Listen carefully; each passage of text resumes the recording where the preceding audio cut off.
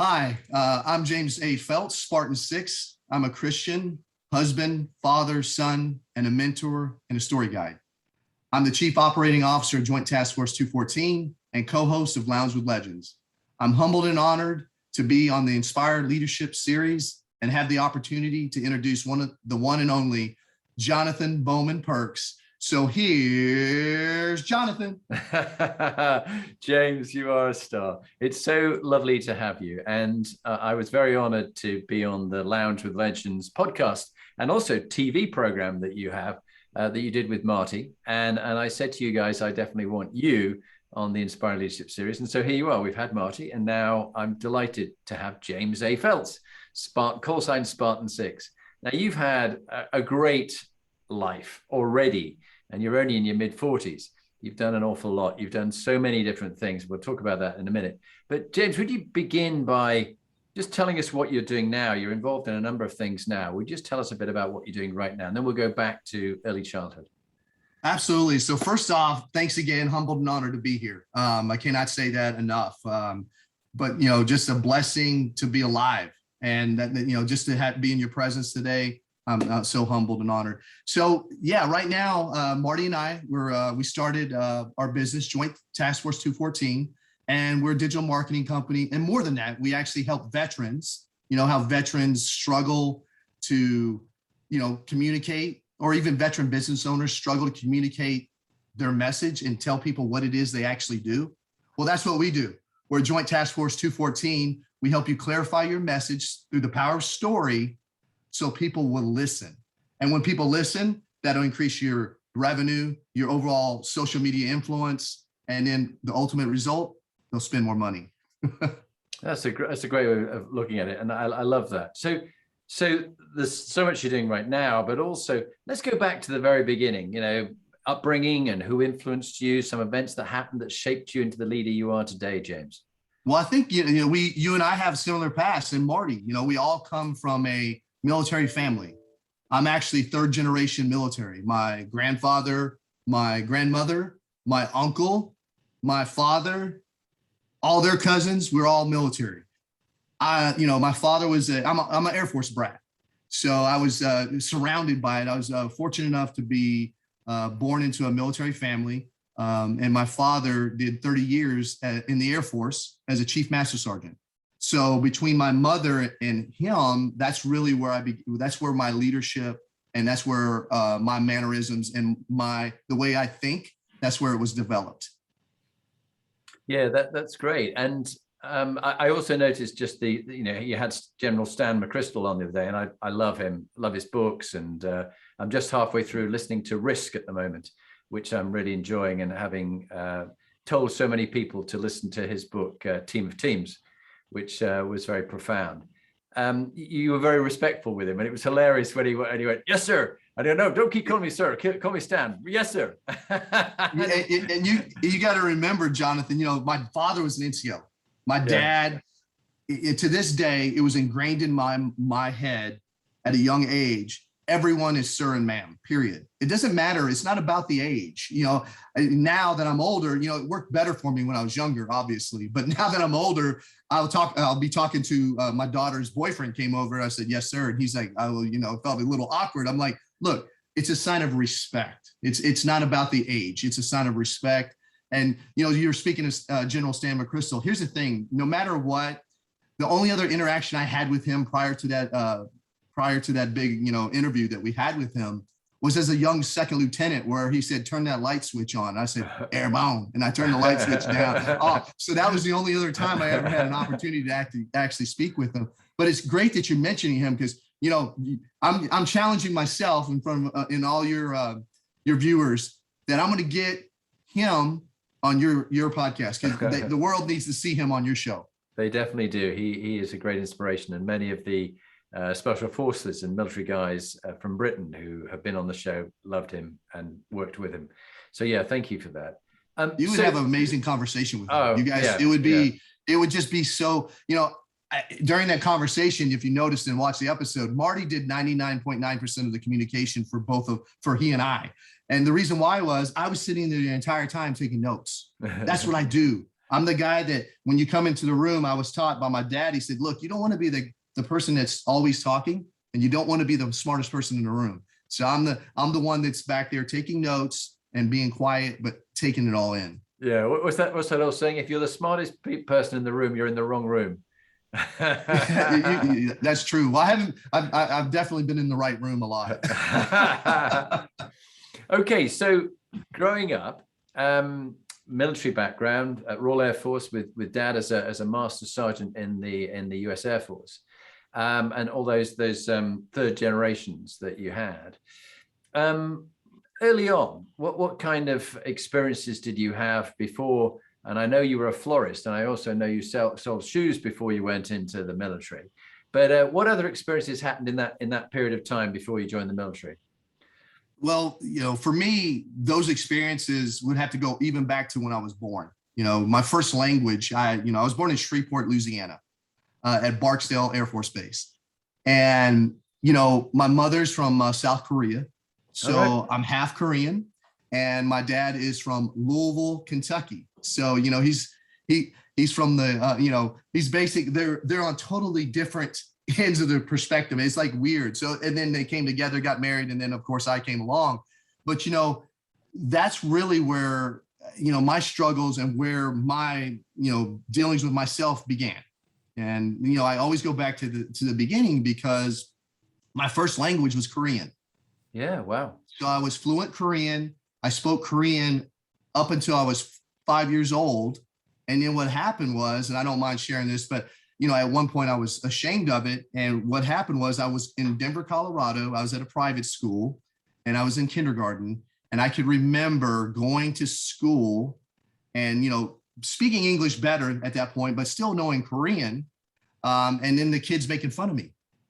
And what happened was, I can remember what they said to me to this day. I'm 40 some years old. Like I told you, I'm not at the club. So I had to tell you I'm 40, actually tell you my real age, 46.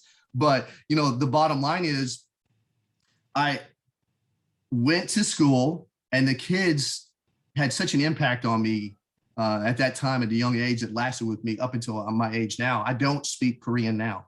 And wow. I directly put it back to this, but what they told me was Chinese, Japanese, coconut trees. I don't know why that stuck in my head. And I don't know why it's always been engraved in my head. But for the longest time, I was in a personal struggle with myself, with identity. And when I would see myself in the mirror, I didn't see exactly who was there. Wow. That's one of those experiences. No, that is profound. And my heart goes out to you because I think as I grew up, I struggled a bit. I wasn't particularly, what they call us now. I just joined an institution called Institution of Neurodiversity, and I was neurodiverse. I am, in other words, dyslexic and dyscalculia, numbers, but I just was told I was thick. And so I believed that for a long time. And even when people told me, no, you're really clever, I go, no, I'm thick because it's my label. And yeah, I was bullied at school as well. And it stays with you all your life. So I really do feel for you, particularly over this thing about diversity and inclusion and equality, that was just the antithesis of everything that I believe and stand for. Must have been so hard with that battle over who am I? Am I Korean? Am I American? Am I an American Korean? And I imagine your mother would have faced some racism as well as you. Absolutely. I mean, it looking back on it now that I have, the wisdom that I have now, because knowledge, after the years, you grow your knowledge and you're filling your kit bag with all these experiences. Looking back, I can, honestly say there were some bad decisions that I made just because of, the bullying, and those labels. It's so important that we remember, I have young children. I have a young daughter now. I'm a girl dad, so I have 3 daughters. And it's so important. Yeah, it's amazing being a girl dad. But it's so important to remember that words do matter. We always talk, what you say does matter to other people because people take things personally. And when you take things personally, that's where the trouble and the struggle begins.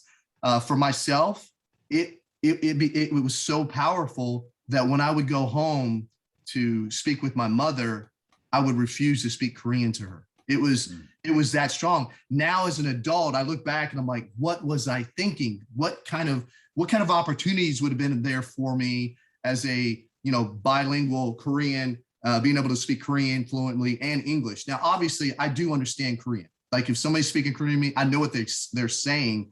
And then, of course, with all these apps and phones now, you can communicate back. But it's one of those things, one of those struggles that you had to deal with. And luckily, I had some amazing parents. I grew up in an amazing family. I'm the only child. I was spoiled rotten. And they took so great care of me. And, those kind of experiences are good. So I don't want to, focus on the negative. For the majority, 99% of my childhood was amazing. I had two parents. They're still married. They still live together in South Carolina now. They still treat me as if I was that 5-year-old boy. Still take care of me, and I couldn't ask for any more. I couldn't ask for better parents. No, and that's lovely, and it's really important.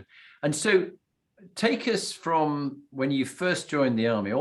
Just almost do a little whistle-stop tour of different tours and places that you went to. Just run us through them. Absolutely. Well, first off, I wasn't supposed to be in the Army. I was supposed to be in the Air Force.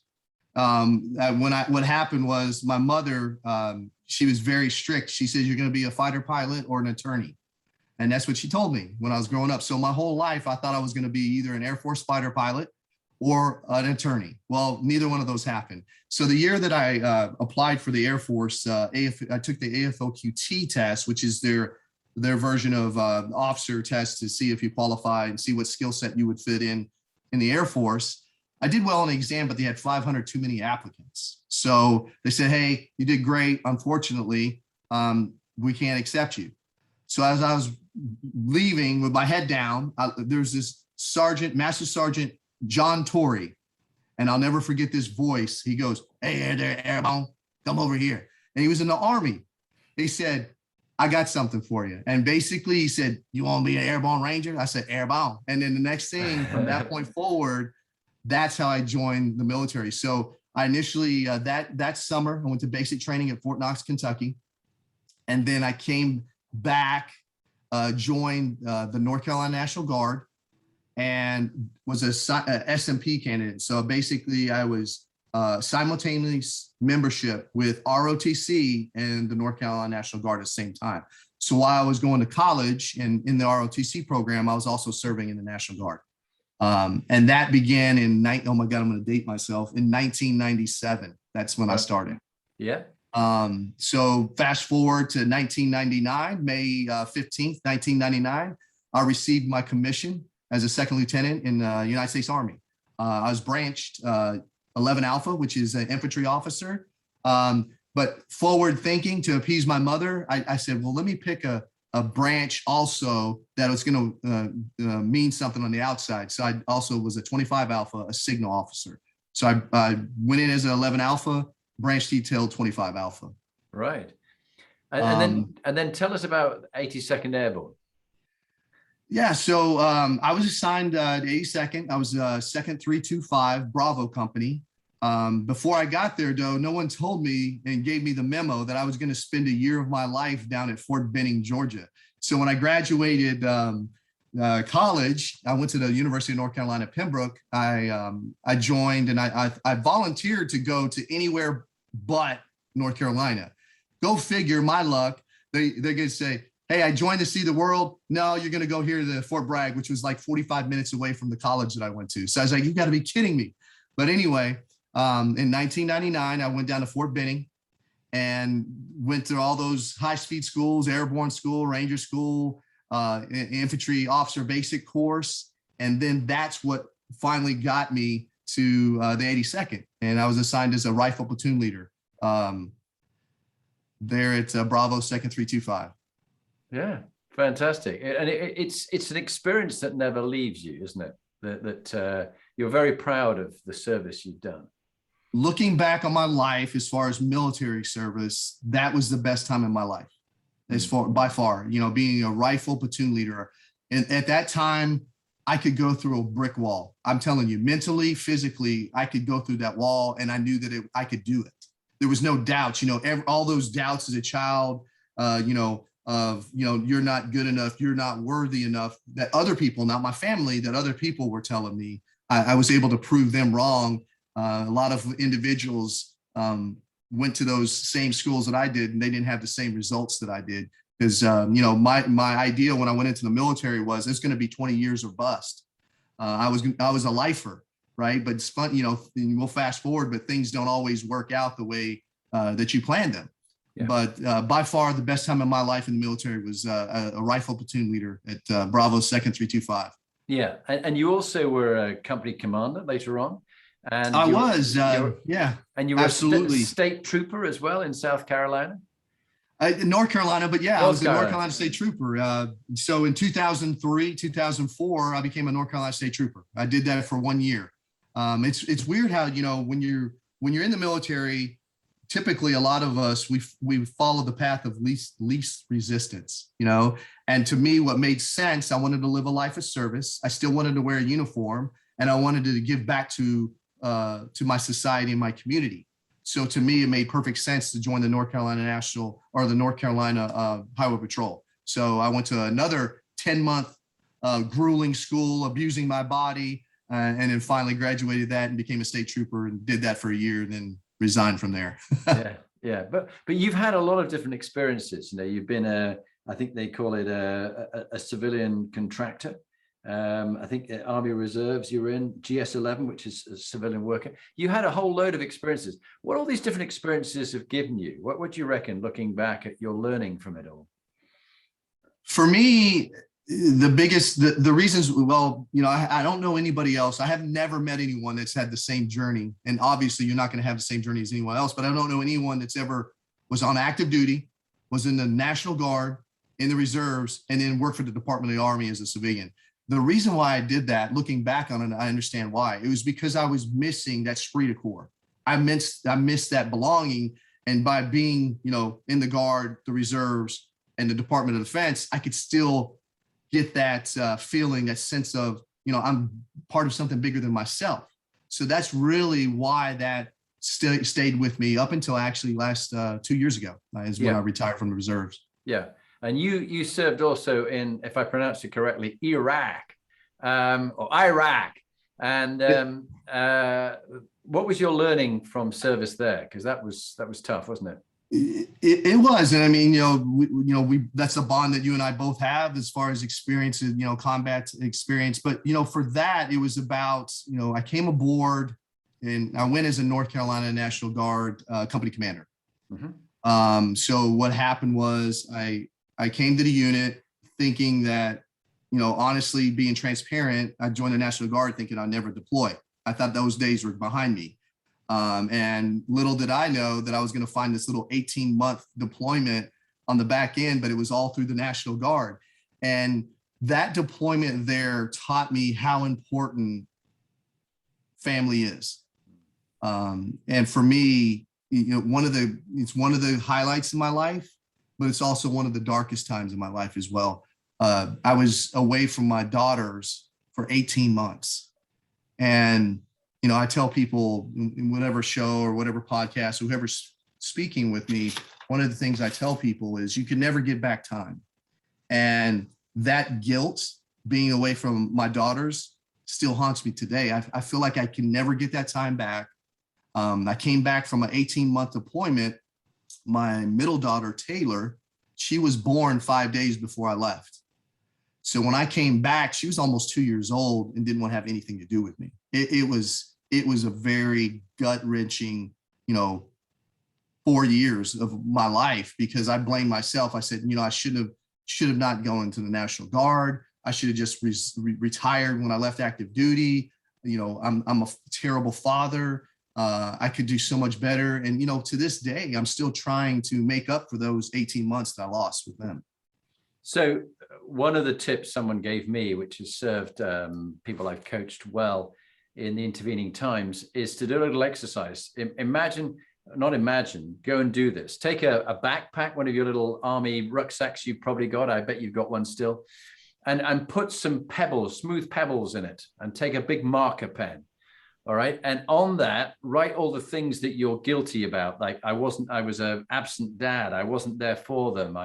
I should have done this. I should have done all the things that you're carrying as a guilt, a burden in your pack, and carry it to a large lake or a bit of water or a river, somewhere which is wide and deep, even a sea. And take out the pebbles one by one. In fact, empty the rucksack onto the ground and take the pebbles and fucking lob them as far as you can go, and go sod off, and just throw it as far as you can out and watch them sink with the words absent father, all it is. Watch it sink deep into the water. It's never coming back. It's gone. And then take that empty pack with you back home, because you've been carrying that rucksack with those weighty pebbles, and it's not serving you. It's not helping the family. You won't get that time back. That's happened. Get rid of it, because it's a burden you're carrying, and you want to be lighter to be able to carry other burdens that are going to come and face you. It was what happened. You can't change that. So go and do that exercise for me, James, and drop me a note when you've done it. All right. I will. I took notes on it. You know me. I'm taking notes. I know you'll do it. Okay. Well, let's talk about, because that was a dark moment. Let's talk about your proudest moment and your darkest moment in your life, and what you learned from those two imposters. So I would say, my proudest moment, and everything, it's weird, I guess, but for me, it goes back to the military again. So my proudest moment for myself would be when I got commissioned as a second lieutenant. And I'll tell you the reason why I was so proud. My father was a non-commissioned officer, and here in the military, we have a custom in America, in the USA, that, your first salute, you give a silver dollar to that NCO on that first salute.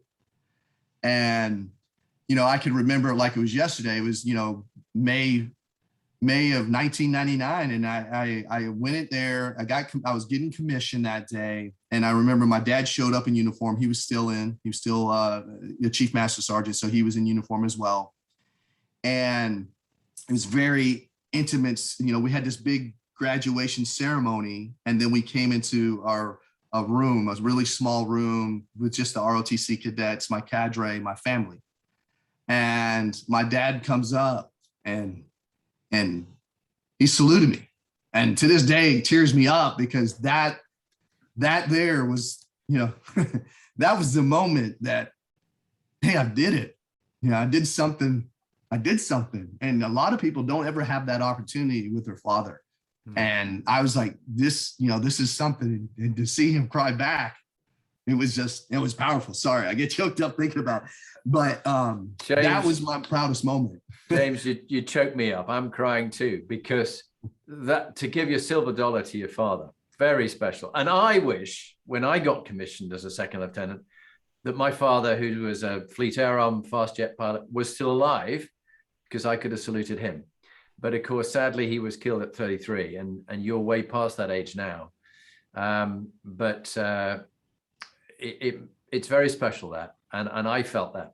And never lose that. That's so special. Moments you can be deeply proud of. I really feel that. And then what about darkest moments in your life or your career, and what you learned from that?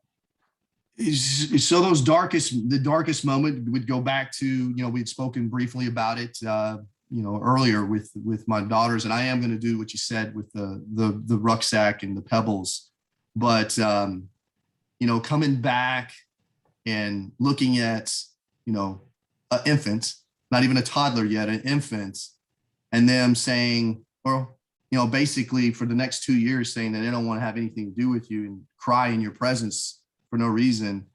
That was the darkest moment. And then through that darkest moment, it was about a 2-year extent consecutively, where I didn't even feel like leaving my house.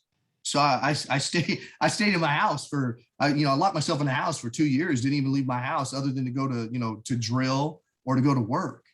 And then even going to work started to become a struggle. And then, luckily through battle buddies, Ranger buddies, reaching back out to them and, telling and sharing my story with them, those folks, not the counselors, I have nothing against counselors. I went to counseling and they couldn't relate to me. And the reason why they couldn't relate to me, they didn't know me. They tried to get to know me, but it was that phone call from like Steve Dubuque, Chad Mixon, Marty Martinez, those kind of conversations is what brought me out. And that's what I tell folks, especially as veterans, and you can relate to this. We're all going to go through dark times. We are. It's going to happen. But the beauty of the dark times is there's always the light's coming. There's always that switch. It's always going to be followed by the light. I just thought of General McChrystal. He even told me, turn that light on, Lieutenant. I follow. Yeah, Airborne. So, the thing is, during those dark times, you find a mentor, someone that can get in that struggle, that darkness with you and pull you out, someone that's been there before. And that's what we're passionate about now. That's why we started Joint Task Force 214. That's why Marty and I are doing what we're doing. When we talk about people, we're actually lifting them up from our experiences. I'm an open kimono. I share everything, sometimes too much. And then, but at the end of the day, we're just here to, help one person a day. And that's what I'm trying to do now. No, and you are in a major way. And also you've linked up with a mutual friend of ours, with Stephen Kuhn and Lane Balone. Tell us what you're doing with Stephen and Lane. So they just had an amazing event, down in Houston, and the Humble Alpha veteran empowerment movement that they're doing for veterans and the veteran entrepreneurs specifically. They partnered with Street Shares, and they were able to give away and held an event to give away and have a pitch contest where they had winners. The LOGSA, it was Wendy and Isabella. They actually won the event, and it was last weekend in Houston. And it was just such an amazing event to, be surrounded by like-minded individuals that are on the same mission of, task and purpose of helping others. Yeah. So that's why, Stephen and Lane are doing some amazing things. You're doing the same thing. Synergy is together. And like I tell everyone, service doesn't end with a contract, and we can still serve one another even though we're not in. Yeah, that's a lovely way of putting it. Now, the James A. Phelps we've got today, 30 years ago when you were 16, what bit of advice would you give yourself there about this matters, but this doesn't? What tip would you give to the young James? Well, I would have told James back then, I said, you're good enough. You deserve the best. You are worth it. Stop trying to fit in with others and be yourself. Be comfortable in your own skin. Mm-hmm. If I could have heard those words to myself, and, I'm a Back to the Future fan. I watched Back to the Future several times. If I could get into a time machine now, those are the words that I would tell James back then. And then you and I would be having this conversation in Korean right now. Yeah. And I do think that we can't change what's happened, but there's lessons for us to learn. And everything that happens to us is a lesson. Everybody we meet has something to teach us if only we'd listen. And I love the thing about you, James, many things, but you are a lifelong learner, and you're hungry to learn and meet people and pass on what you learn to help others and to serve. I love that. Let's go around the Inspiring Leadership Compass, the 8 components of it that make high-performing leaders and teams from the research that my wife Lee and I have done over the last 20 years. MQ is the first one, moral quotient. So that true north, that compass that always points to the same path, not magnetic, which moves a little bit, but true north is always true north. What are your 3 true north kind of values that you live by? For myself, I would say, great question, obviously. And I know that's a question you always ask. I go back to my military days, and I don't know if you're familiar with FM 22-100, Be No Do Leadership. And Marty might have mentioned it to you before, but basically be who you say you are, know how to do what you say you can do, and then go and take action and do it. Those are the things, this was ingrained in our head as young lieutenants, as young military officers. This was ingrained in our head. And, the issue that most people suffer or struggle with is just be real, just be honest, have integrity. Integrity is not just a word, it's a way of life. And then you said it before, don't stop learning and continue to be present. If you're learning, you're earning. You've heard all these things before. And for myself, it's you gotta always do self-assessments. There's a quote that I tell myself every day. And I said it the first time in front of my company as I was standing there before we were going to deploy to Iraq. You know, you're looking at 188 soldiers and you know that you're responsible for, and you see their family in the stadium and you're responsible for bringing every one of those soldiers home. You got to realize it's not about you. And my quote is, it's not about me. It never has been. It never will be. It needs to be about them. You position yourself as the guide and they are the hero. They're your hero, and just position yourself as the guide. Very sound advice based on practical, tough experience. And of the 188 you took with you, I just want to ask you a tough question. Did you bring them all back, or were some killed? I failed. I did not succeed. It's going to sound like, well, you did a great job. Well, no, there was one. We lost one. So, you know, and honestly, there was really, looking back on it, there was really nothing that I could have done or we could have done to prevent that loss. But I still think about her every day. Her name is Felicia Hill, Sergeant First Class Felicia Hill. And her, the situation with her was she actually passed away coming home to America.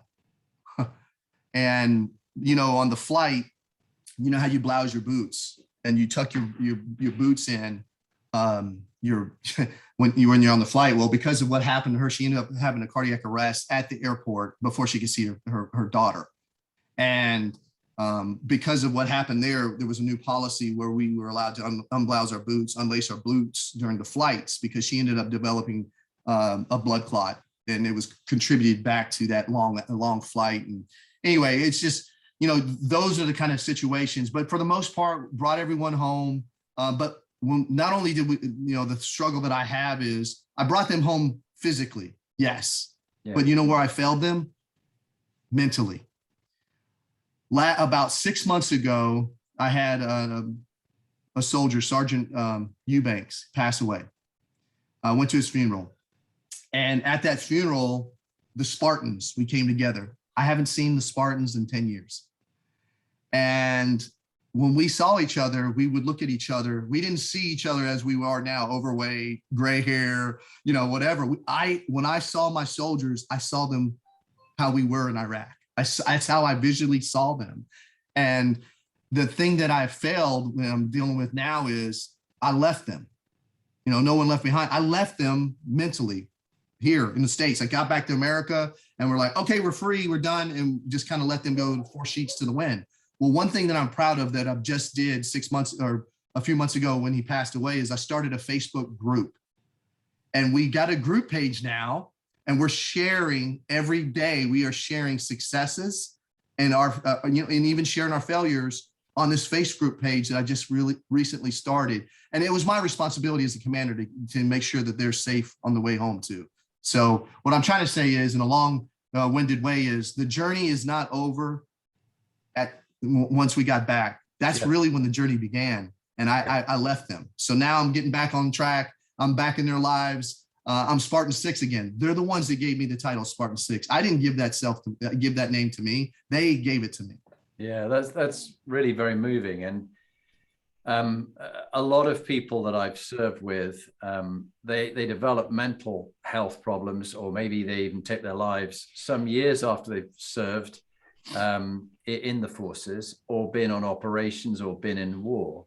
And I imagine of that 188, there's going to be some who are going to have suffered some mental health issues and will sadly take their lives. There's a very high percentage of ex-forces people who either end up on the street in the UK, I know this to be the case, or they have drink or drugs addictions, or they look for a crutch to have that kind of camaraderie they never had, because in the forces, there's a good support network. When they leave and they go into business, that network dissolves and they're on their own. Do you want to talk about that? Absolutely. I mean, and you just triggered a memory in myself of self-reflection. And, you know, the thing that we make assumptions, and we think that every veteran is going to suffer the same way. Well, we're not. We're all going to suffer in our own ways. You know, you mentioned drugs and all those. Obviously, I have soldiers that are dealing with those issues right now. I have soldiers that haven't filed a VA claim, but now we're going to work on that, and I'm going to help them get through that process. We have soldiers that have committed suicide. I have a soldier that committed suicide. And then, just even personally, some people have been abusing alcohol, drugs, or substance. Well, for me, honestly, mine was relationships. And I'm using myself an example because, for me, I just couldn't find a lasting relationship for that 10-year time period, or actually it's only about a 6-year time period. But I was going from relationship to relationship to relationship. And the reason why was I was using that as my drug. I was using, and I'm not trying to be disrespectful, but I was using women as my drug. Yeah. And it's not right. I have 3 daughters now, and I'm like, man, I hate that I went through that. But then I now that I've through that, because, when you're in the moment, you don't realize what's going on and what you're dealing with. The PTS, Marty and Lamont Christian don't call it PTSD. They call it PTS. They leave the disorder part off. I was dealing with my PTS, and I was dealing with the best way that I knew how. And the best way that I knew how was to find that immediate interaction and satisfaction and pleasure. And then what I was finding out was at the end of the day, I would be still alone. So that's the key. When you're alone, it's not good. We're primates. We're supposed to be surrounded by family and tribes. We're supposed to be together. And I can see how the post-traumatic stress has really affected you, and I just want to acknowledge that and just say I wish you luck with it, because it's a long-standing journey. And other friends of mine who've been in the forces or even the special forces have fought with that for some years after they left their service. That's a real tough one. I don't want to ignore that one. I just want to hold that one there. Gotcha. If we go from MQ to PQ, what gives your life meaning? Why are you doing the work you do now? What gives your life meaning these days? So if I'm doing what I feel like I was placed on earth to do, what God has told me to do, I'm here to inspire. Our job is to help others to be their best. Our job is to leave the world a little bit better than how we found it. Our job is to be an influence when we're gone. It's basic, but that's what we're here to do. That's what I'm here to do. I mentioned it earlier. I'm here to, anything that I can do to help one person a day, one veteran a day. That's why I'm here. I just want to be, and I think Marty mentioned it during your episode, I want to be the father, the husband that my wife and my daughters want me to be. I want to be that person. And that's my why. That's why I do what I do. That's why, and what I've found out, and it's taken me several years to figure this out, helping others in a life of service is why I'm here and what makes me happy. And are you now remarried, James? I am. I got a beautiful wife. She's a big time criminal defense attorney here in Raleigh, North Carolina. If you get any criminal defense, not that she commit crimes, but if you do, she's the one to call. So there you are. There you are. You've achieved everything. You were a pilot who was not actually in the cockpit. You were in the plane jumping out of it, and now you've married the attorney. So Mum will be happy, eh? She is very happy. She's very happy. I've done everything that a child wants to do growing up. Join the Army. I was a cop, and now I'm married to an attorney. Yeah, and they do say that the psychologists have a field day with us as the parents now. So watch this one. That a lot of our children's problems are caused by the unmet needs of the parents. In this case, your mum. My mum wanted me to be a general because she was going to be an admiral's wife. My father was a fast jet commanding officer, and he was, 33, and he was already in charge of the squadron on board HMS Victorious. And of course, he was killed before his time, and she never became an admiral's wife. Admiral Sir Paul and Lady Perks was how she imagined she was going to be. So she always imagined I was going to make up for it, and I was going to be General Sir Jonathan. But of course, I never did that because I left the forces as a major like you did. But I know that she was very proud of me. And we've just got to be careful as parents ourselves now that we don't put upon our own, in your case, your 3 daughters, my 3 daughters, and my son, this pressure to live our life through them. And then we've got to let them live their lives. Health quotient is the third that we're going to talk about. We've already talked about mental health and the struggles that you've had with mental health. and how you've managed that. We've talked about a good exercise with the pebbles and the backpack. But what would be a tip that you'd give people about your physical health that's kept you going, so that you are looking after your own health as we all get a little grayer and a little chubbier? You know, I'm blessed. I have a great ranger buddy, Marty Martinez, and he's the one that told me this message. And I'm going to share his message because that's what I do. And it's rest. You got to read because you got to keep on learning. You got to exercise to keep your physical health. You got to sleep because that's one thing that we all struggle with. And then you got to keep thinking. Before I circled back and was able to get back into Marty's life and we reconnect, I stopped reading. I stopped learning. And what I was doing was I was just present. I was just there going through the motions. And when I met Marty back again, reconnected with him, he was able to turn that light back on, that passion. Say, hey, James, here's a book. On our show, every person that comes on a show, he makes me read the book. And the reason why he makes me read the book, at first I was like, don't be a jerk, man. Why are you gonna make me read this book? I don't need to read this book. He said, no, you need to read this book because you have stopped learning. You stopped being present. You stopped taking action. And I said, Marty, no, you're just smarter than I am. He said, no, I'm not smarter than you. He said, let me ask you a question, a sport question. Who won? Who was number 23 on the Chicago Bulls and play? I said, Michael Jordan. He said, exactly. See, that's what you have focused your life in on. You've played PlayStation. You've watched Netflix. You've got that useless knowledge in your head. He said, I'm just trying to give you knowledge that's going to actually get you paid and actually make you happy, make you keep learning. Yeah, no, I cannot agree more. And I rarely enjoy sitting down to watch a film, if this is a good movie. But what I will happily do is read a bit. It takes me a little bit more time. I can read. It's just a bit of a struggle. But I will be listening to audiobooks. And in, I think the last 3 years, I've listened to over 200 audiobooks on leadership, biographies from Malcolm X to Churchill, and podcasts and things like that. And I learned so much. Even as I approach 60 now, I'm accelerating my learning rather than letting it decline, because all leaders are readers, but not all readers are leaders. And I think to continue to learn and grow and learn from others is key. On to emotional intelligence. You've got a way of connecting with people. And it's a lovely way you have to engage. What would be a top tip you'd give about using your emotions intelligently to connect with people on a personal and social level? Well, first I would say, take a tactical pause before you make an emotional decision. A lot of times, it's kind of like when we were in the military, that first report was typically not, 80% of the time wrong. It wasn't correct. So I would say, take a tactical pause, listen more than speaking, speak. Bottom line is, God gave us 2 ears and 1 mouth.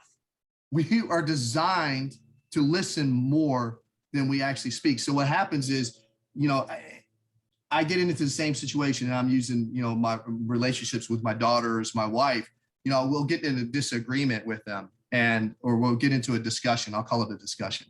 But what happens is I try to persuade them with my mouth instead of persuade them by listening. You persuade people more by listening than you do by speaking. And the reason why I say that is everybody wants to be heard. We talked about it earlier. That's part of our story brand thing that we do for business. And what you got to do is you got to clarify your message, be clear, so people will actually listen. So if you listen more, I don't know if you read the book. I think even on Marty's episode, he mentioned it. Chris Voss, Never Split the Difference. Have you read that? Yet? No, I'm going to. Read that book. That book is amazing. He's a former FBI agent. He's got an agency called the Black Swan that tells you that everything in life is a negotiation. And this is an amazing book. And the reason why it's an amazing book is, if you think about it, we all try to push our will, our views onto someone, when actually all we got to do is listen to what they say, ask open-ended questions, and then ultimately, get to know first, right? No is really where the negotiation starts. When you get to yes, that doesn't mean anything. You think about I think about my 5-year-old daughter, and I'm negotiating with her because every day with her is a negotiation. Do this, and she'll say yes, but what kind of yes was it? It was just yes to get me to be quiet, right? So I actually listen for her to say no to me. When she says no, then we're actually communicating. Do you want this to drink? Do you want this to eat? If she says no, we're actually communicating. When she says, I don't know, or yes, we're not communicating. I'm basically trying to persuade her and push my will upon her. But anyway, yeah, read that book, Chris Voss, Never Split the Difference. I will. That was brilliant. On to the next one. Thank you for that. CQ, cultural intelligence quotient. So we've talked about the Korean American cultural upbringing, that sort of melting pot of different cultures and languages.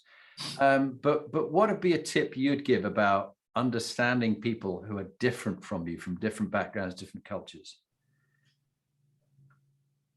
I'm going to say a word and everybody's going to go, but empathy. You have to have empathy for the individual you're trying to speak with. Now, here's the key though, and here's the struggle.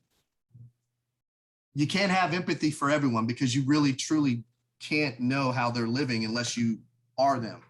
For example, no one can tell me how it is to live a half Korean, half Caucasian life, except a fellow half Korean, half Caucasian person. So you need to try to have empathy with someone first, if you can, but then you just got to really listen and understand their point of view and what they're really trying to communicate with you. What happens is we don't communicate. And I learned this with my soldiers. I learned this with my past relationships. If you don't have communication, you don't have a relationship. So first communicate, listen to both sides, then come up with something that you both can agree upon. And then at the end of the day, we're not all supposed to be the same. That's not why we were designed. We're supposed to be different. And those differences are what actually make us stronger. You've seen it time and time again where you are there. It's those differences that actually help us and make us stronger. I mean, yeah, I hope I answered that question. You did. And learning to see other people's perspective. I think of that film and the show, the Broadway show, Miss Saigon. Did you ever get to see that?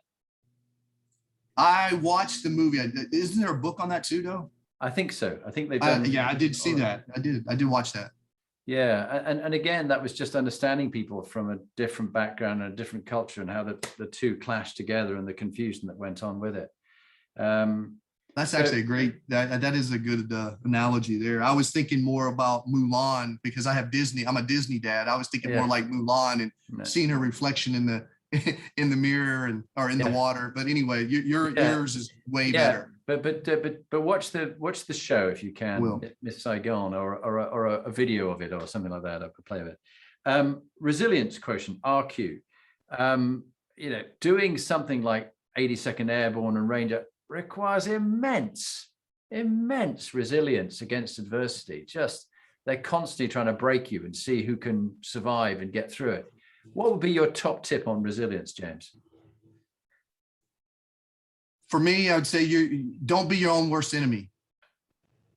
And the reason why I say that is you got to be laser focused. When you put your mind to something, go do it, and it's more about the action. Marty and I always say, deeds, not words. Words are important, yes, but the action, the deed, the actual intent, putting things into motion is really what it's about. The reason why, I was blessed and able to do those schools or that in the military was I convinced myself mentally every day, because every day you got to convince yourself again. It's not a, hey, I'm going to convince myself and this is going to last for 6 months. No, this is a daily self-reflection on your mindset and get your mind clear and saying, I can do this. I can do this. I will do this. I'm going to do this. And then you got to actually look into the future and see what your life is going to be like when you do it. So that's how I've always done it. And then ultimately, if you're desperate, then you look to your left and right and say, if that knucklehead there can do it, then I can do this. And that's really, a lot of us revert back to those on some of those days. Yeah, no, very good. I agree with that. When I looked around, I thought, well, if he's still going, I'm going to keep going. And I remember how they used to love abusing the officers. I was doing the airborne training to get my maroon beret with the airborne parachute forces. And the officers were always sent to get the guys who were slowest at the back. So there was young Gunner Jenkins. I'll never forget Gunner Jenkins, a little guy. And he was struggling with his 60-pound pack. And the corporal was running along and he hated officers. And he went, carry his pack, sir. And I went, but staff, I've called them staff, it's a sign of respect. I've already got my own pack.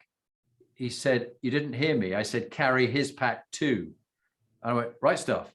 I said, Jenkins, give me your pack. And I couldn't put it behind me because that was full. So I put my arms through and in front of me, I had his pack. And of course, Jenkins was like a rabbit and he was off running to catch up with the squad.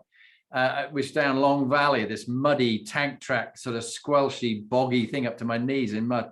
And he goes, so you might as well give up then, sir, and get on the Land Rover and just jack in, just quit. I went, no staff, I think I can keep going. And I was just like, I was walking like a waddling duck. I could hardly move.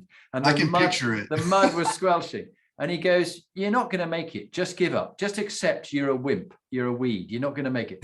No staff, I can keep doing. So I kept going for about, it seemed like an hour. I think it was 10 minutes, but I kept going. And he went, oh, fuck it. He said, hey, Jenkins, come back here, pick up your pack. Because he hadn't broken me and he wanted to break me. And then, of course, I could slowly get back up with the pack. But of course, they did that lovely trick where you're running towards the barrack front gate and the barrier's lifted up and you go, the shower, we're here. And he went, I think we'll go and do it again, another 10-miler. Out you go, turn around. And of course, at that stage, about 5 or 6 guys out of the squad of 80 just gave up and got on the Land Rover and said, that's it, I'm not doing any more. But we carried on going, but we only went for a mile, but that was really frying our brains. Because he goes, but guys, the enemy don't go, oh, do you know what? You look tired. Let's stop attacking you. Have tea. The British, you have it's 4 o'clock afternoon tea. The enemy won't attack you anymore. They don't do that, do they? I love that. Brand cohesion. We haven't got much time, so I'll just quickly whiz through these ones. You talked about always doing self-assessments. How do you get self-assessments now you're doing the job you're doing? Who tells you, who gives you feedback now, and what do you listen to? Well, the beauty of it is you're married too. My number one feedback comes from my wife, right? Anything that I do, I always bounce off of her, say, hey, how does this look? That's the first person. And then honestly, that's the power of a Ranger buddy. That's the power of a team. Marty and I are not going at this alone. We're going at this together. So it's like, hey, does this make sense? Yes, but you always got to have a different perspective. You always got to get that, third set of eyes on something. But as far as with myself, I honestly, and I teach this when I was teaching, I taught OCS and ROTC. I was an APMS, Professor of Military Science for ROTC. And I would teach my cadets this. You stand in front of the mirror every day. Look at your mirror. And I want you to say this. I want you to say something positive about yourself first, right? So I would go up and go, you look great. You look amazing, right? Because that might be, and I tell them, because that might be the only positive thing you hear today. And then I would say, you know what?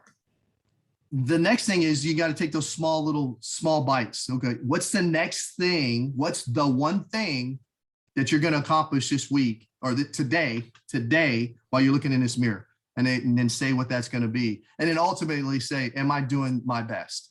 I know we were going to, and we mentioned this earlier before we were actually on the show, but, that's why I think the 4 Agreements is a perfect, book to read as well. You got just do your best, but you got to set the conditions first. You got to speak it into existence. So go in front of that mirror, speak it into existence, make it happen. Well, that's a lovely way of you talking about. I was going to ask you your favorite book, and you told me it was the 4 Agreements.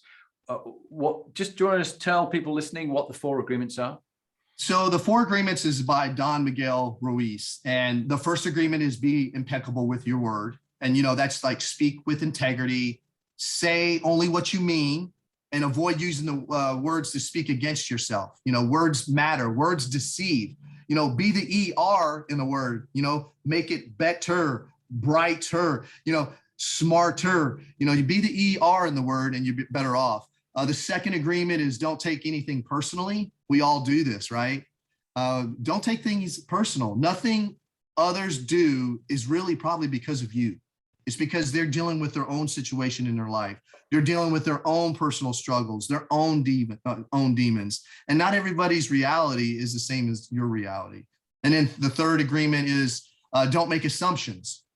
What happens when you assume? It makes it, out of you and me, right? Yep. If you look at the word itself, find the courage to ask the questions and express what you really want. That's what that's about. My wife would tell me that I'm passive aggressive sometimes when it comes to negotiation. I passively push back instead of just saying no. She said, say no. If you don't have the time to do something, say no. Don't try to skirt around it. Just be direct, be deliberate, and be gone. There's 3 B's that I live by. Be brilliant, be brief, be gone, right? That's what you're supposed to do on briefings. But and then the fourth agreement, I can't leave that one out, is always do your best. Your best, though, you got to remember, is going to change in the moment that you're in. My best now, is not going to be, I'm not going to go out here and be able to bench 225 for 4 sets of 12.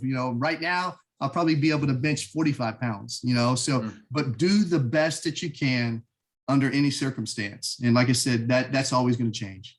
Brilliant. Well, look, we've come to the end of our fascinating conversation. We could have chatted for another couple of hours, but before we go, I'd love you to introduce yourself again, James.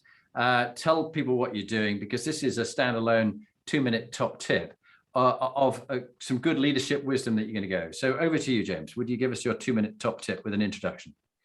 Absolutely. Hi, I'm James Phelps, Spartan 6. I'm a Christian, a husband, a father, a son, a mentor, and a story guide. I'm the Chief Operating Officer, Joint Task Force 214, and a co-host of Lounge with Legends. I'm humbled and honored to be here. I would tell you the top tip is every day you need to get on Jonathan Bowman-Perks podcast, and you need to read the top tip of the day if you want to make a difference in your life. That's the tip. The knowledge and information is already out here for you to thrive and survive. All you got to do is read his top tips of golden nuggets. They're in gold and white. Read that every day, and I promise you that will change your life. It's changed mine. Oh, James, you're a good man. And thank you so much for sharing your wisdom and experience with about 185,000 people who listen to this in 55 countries. They'll be enjoying it. And I really appreciate the contribution that you made. And I know people out there who are in the United States will be very grateful to you as they're veterans making that transition into business and be able to learn from you and the journey that you've taken. So thank you. It was a real honor having you on the series. Thank you, sir.